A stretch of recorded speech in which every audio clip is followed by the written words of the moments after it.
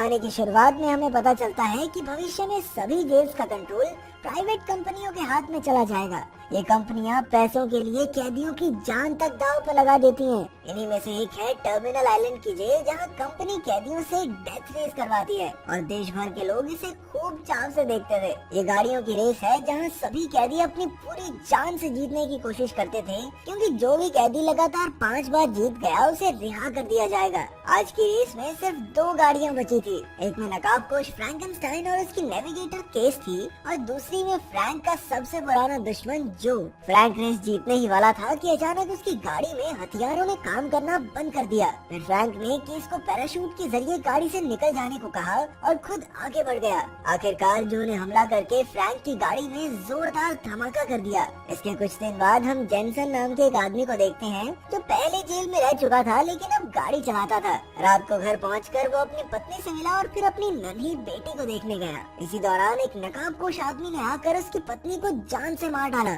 जब जेनसन वहां आया तो उस आदमी ने उसे भी बेहोश कर दिया और जेनसन के हाथ में कत्ल का हथियार रखकर उसने हाथ से बंदूक का इशारा किया और चला गया। बाद में जब जेनसन की आंख खुली तो पुलिस ने उसे अपनी पत्नी को मारने के जुर्म में गिरफ्तार कर लिया। 6 महीने बाद जेनसन टर्मिनल आइलैंड जेल में पहुंचा। उसे जेल की वार्डन हेनेसी के पास बुलाया गया। वो जानती थी कि जेनसन एक बेहतरीन ड्राइवर है, इसलिए उसने जेनसन को नया फ्रैंकेनस्टाइन बनने का ऑफर दिया। असल में पिछली रेस में हुए धमाके से असली फ्रैंकेनस्टाइन की मौत हो गई थी, लेकिन अब तक इस बारे में कोई जानता नहीं था। देश भर के लोग फ्रैंक को बहुत पसंद करते थे और इसी वजह से उनकी रेस की टीआरपी बहुत ऊपर रहती थी। तो अगर ये खबर फैल गई कि फ्रैंक मर चुका है तो उन्हें भारी नुकसान होगा। इसीलिए जेनसन को मास्क पहनकर अगला फ्रैंक बनना होगा। नियमों के मुताबिक 5 रेस जीतने पर कैदी आजाद हो जाएगा और फ्रैंक पहले ही 4 रेस तो जीत ही चुका था। इसलिए अब जेनसन के पास भी सुनहरा मौका था कि बस एक रेस जीतनी है फिर फ्री। जेनसन अपनी जान को जोखिम में नहीं डालना चाहता था, लेकिन फिर हेनेसी ने उसे समझाया, देख छोरे, अगर तू रेस नहीं करना चाहता तो कोई बात नहीं, लेकिन अगर जेल में ही पड़ा रहा तो तेरी बेटी को कौन संभालेगा, वो बिना माँ बाप के पड़ेगी।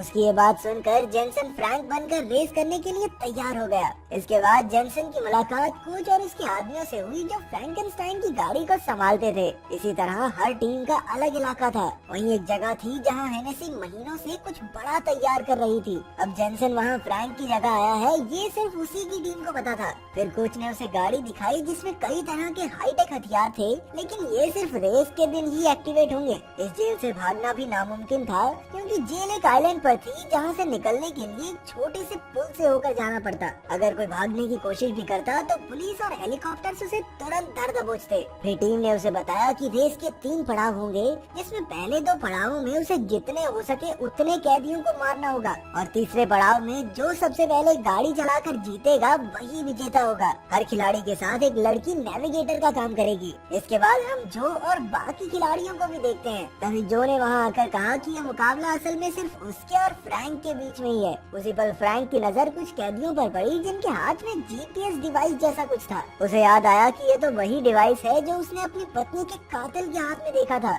अब ये बिल्कुल साफ हो चुका था कि उसे किसी साजिश के तहत यहाँ बुलाया गया है। आखिरकार पहले पड़ाव का दिन आया और जेनसन को फ्रैंक के कपड़े और मास्क दिए गए और उसके लौटते ही डेथ रेस की मशहूरी फिर से आसमान छूने लगी। कोच ने उसे दूसरे खिलाड़ियों से बात करने से मना किया, क्योंकि असली फ्रैंक ऐसा कभी नहीं करता था। इसके बाद जेनसन ने गाड़ी में अपना मास्क उतार दिया, क्योंकि बाहर से कोई उन्हें देख नहीं सकता था और केस भी उसका राज जानती ही थी। रेस के शुरू होते ही खिलाड़ी एक दूसरे की गाड़ी को गिराने की कोशिश करने लगे, लेकिन केस की मदद से जेनसन जो के साथ सबसे आगे पहुंच गया। फिर केस ने उसे एक शॉर्टकट बताया जिससे वो पहले नंबर पर आ गया। इसके बाद खिलाड़ियों के लिए तलवार और ढाल के रूल लागू कर दिए गए। जिस खिलाड़ी की गाड़ी निशान से गुजरेगी उसके हथियार एक्टिवेट हो जाएंगे। जल्द ही ट्रैक पर खिलाड़ी जोरदार गोलीबारी करने लगे। इसके बाद हेनेसी ने डेथ हेड्स भी एक्टिवेट कर दिए, यानी जिसकी गाड़ी वहां से गुजरेगी वो तुरंत कुचला जाएगा। इसके बाद जेनसन ने अपने हथियार चालू कर लिए, लेकिन मशीन गन फिर भी काम नहीं कर रही थी। तभी केस गाड़ी के ऊपर चढ़कर उसे ठीक करने लगी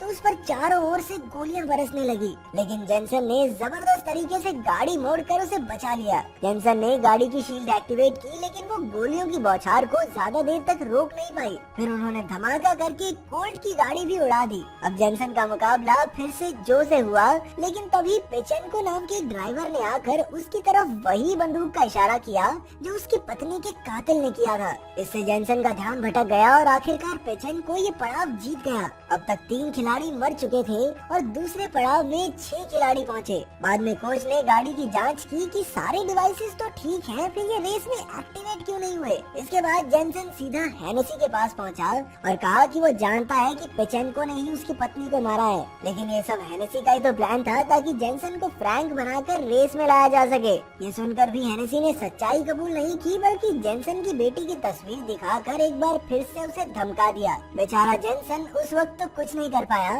लेकिन बाद में जब वो अपनी गाड़ी ठीक कर रहा था उसे पेचेंको दिखाई दिया। जेनसन भी उसके पीछे उसके इलाके तक पहुंच गया, लेकिन तभी पेचेंको की टीम ने उसे पकड़ लिया। पेचेंको ने उसे बुरी तरह पीटा और वो हथौड़े से उसका सर फोड़ने ही वाला था कि जेनसन की टीम के आदमी ने आकर उसका ध्यान भटका दिया। मौके का फायदा उठाकर जेनसन ने उन पर हमला बोल दिया और सबकी हड्डी बसली एक करके उसने अंत में पेचेंको को पकड़ा। आखिरकार पेचेंको ने सच उगल दिया कि हेनेसी ने ही उसे उसकी पत्नी को मारने भेजा था। जेनसन उसे जान से मारने ही वाला था कि तभी पुलिस वाले अल्ड्रिक ने आकर लड़ाई रोक दी। अगले दिन रेस का दूसरा पड़ाव शुरू होने वाला था और पेचेंको ने एक बार फिर जेनसन की तरफ इशारा करके उसे चिढ़ाया, लेकिन जेनसन उसके झांसे में नहीं आया और वो रेस शुरू होने पर धीरे धीरे चलता रहा। फिर उसने केस से पूछा कि क्या उसने फ्रैंक को मारा था, क्योंकि गाड़ी के हथियार लगातार 2 रेसेस में एक्टिवेट नहीं हुए थे। जब जेनसन ने गाड़ी में धमाका करने की धमकी दी तो केस ने सच बताया कि उसने हेनेसी के कहने पर फ्रैंक की गाड़ी के हथियार बंद किए थे।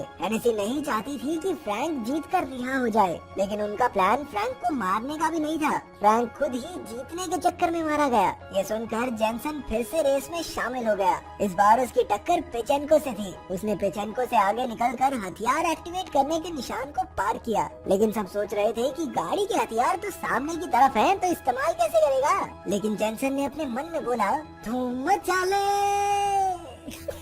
और ये कहकर उसने जबरदस्त तरीके से गाड़ी घुमा दी और फिर उल्टी गाड़ी चलाकर पेचेंको पर धड़ाधड़ गोलियां चला दी। इसके बाद उसने सामने मुड़कर गाड़ी से धुआं छोड़ दिया, जिससे पेचेंको की गाड़ी क्रैश हो गई। फिर वो अपनी गाड़ी से बाहर निकला, पेचेंको की गर्दन मरोड़ी और अपनी पत्नी की मौत का बदला लिया। अब रेस में जेनसन और जो की टक्कर थी। उसी वक्त हेनेसी ने अपना राज खोला जो वो इतने समय से तैयार कर रही थी। ये एक हथियार बंद ट्रक था जिसने आते ही 2 खिलाड़ियों को जबरदस्त धमाकों में उड़ा दिया। फिर उसने आगे बढ़कर एक और खिलाड़ी की गाड़ी भी पल भर में राख कर दी। अब हेनेसी का निशाना जो और जेनसन पर था। इससे बचने के लिए उन्हें एक दूसरे के साथ मिलकर काम करने की जरूरत थी। इसलिए जेनसन ने वॉकी टॉकी की मदद से जो से बात की और जो भी इसके लिए राजी हो गया। उन दोनों ने एक साथ ट्रक को टक्कर मारनी शुरू की और जैसे ही उनके सामने डेथ हेड आया, उन्होंने गाड़ी वहाँ से गुजारी, जिसमें ट्रक बुरी तरह कुचला गया। आखिरकार दूसरा पड़ाव भी खत्म हुआ।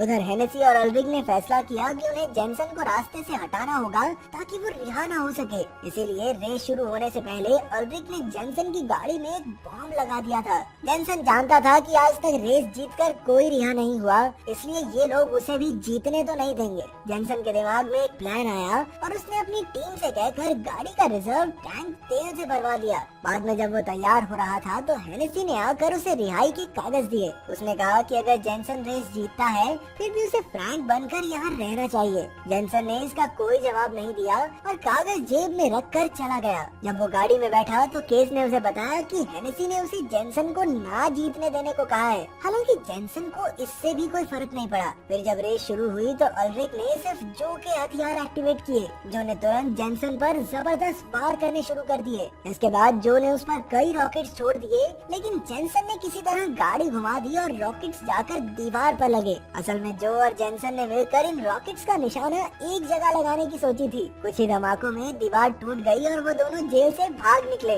जब हेनेसी ने उन्हें भागते देखा तो उसने तुरंत पुलिस की फौज उनके पीछे भेजी और जेनसन की गाड़ी का बॉम्ब बटन दबा दिया। लेकिन ये क्या, कोई धमाका तो हुआ ही नहीं। असल में कोच ने पहले ही गाड़ी से बॉम्ब निकाल दिया था। उधर जो और जेनसन पुल तक पहुँचे, लेकिन पुलिस नजदीक आती जा रही थी। अब जेनसन ने प्लान के अगले हिस्से की शुरुआत की। उसने रिजर्व टैंक का तेल लीक कर दिया, जिससे जबरदस्त धमाका हुआ और सारी गाड़ियां वहीं रुक गई। आखिरकार वो दोनों पुल पार करके अलग अलग रास्तों पर निकल गए और सारे हेलीकॉप्टर्स जेनसन का पीछा करने लगे। अब केस ने भी उसकी मदद करने का फैसला किया, क्योंकि हेनेसी उसे भी रिहाई के कागज पकड़ा चुकी थी। जब वो एक अंधेरे रास्ते से गुजरे तो जेनसन गाड़ी से कूदकर छुप गया और केस ने उसकी जगह ले ली। कुछ ही देर में हेलीकॉप्टर्स ने उसके सामने आग की दीवार खड़ी कर दी और उसे खुद को उनके हवाले करना पड़ा, लेकिन तब तक उसने फ्रैंक के कपड़े और मास्क पहन लिया था। पुलिस वाले बिना उसे बताए वापस जेल में ले गए और जेनसन जो के साथ भाग निकला। उधर हेनेसी और अल्रिक अपनी जीत का जश्न मना रहे थे